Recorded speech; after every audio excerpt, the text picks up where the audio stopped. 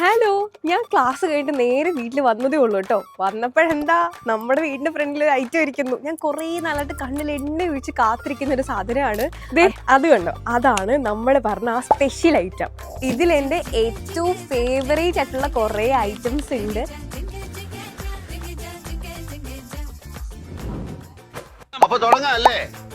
അല്ലെങ്കിലും കാത്തിരുന്നൊരു സാധനം വരുമ്പോൾ നമുക്ക് ഭയങ്കര എക്സൈറ്റ്മെന്റ് ആയിരിക്കും. സ്പെഷ്യലി വീട്ടിൽ നിന്നൊക്കെ സാധനം വരുമ്പോൾ നമ്മൾ പറഞ്ഞ ആ സെയിം ഐറ്റം തന്നെ ആയിരിക്കുമോ, അല്ലെങ്കിൽ എന്തെങ്കിലും സർപ്രൈസ് ഐറ്റംസ് ഉണ്ടാവോ? അതും പോരാത്തതിന് എന്തെങ്കിലും പിക്കിൾസ് ഐറ്റംസ് കൊടുത്തു വിട്ടിട്ട് അവസാനം പാക്കേജിന്റെ അകം മൊത്തം കുളമായിട്ടുണ്ടാവോ എന്നൊക്കെയുള്ള ടെൻഷനിലാണ് ഞാൻ ഈ പെട്ടി തുറക്കുന്നത്.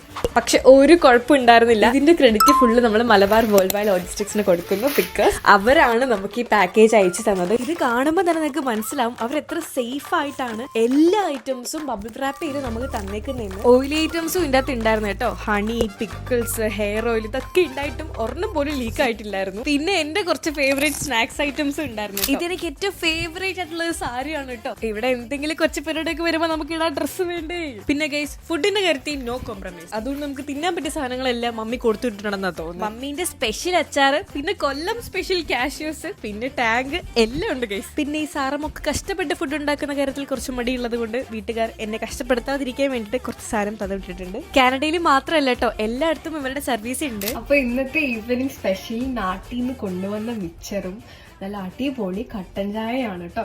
അപ്പൊ ആരും മറക്കണ്ട, നാട്ടിലെ സ്നാക്സ് ഒക്കെ മിസ് ചെയ്യുന്നുണ്ട്, നാട്ടിൽ നിന്ന് സാധനം അയക്കുന്നുണ്ടെന്നുണ്ടെങ്കിൽ ഇവരെ പെട്ടെന്ന് കോണ്ടാക്ട് ചെയ്തു. Okay, by.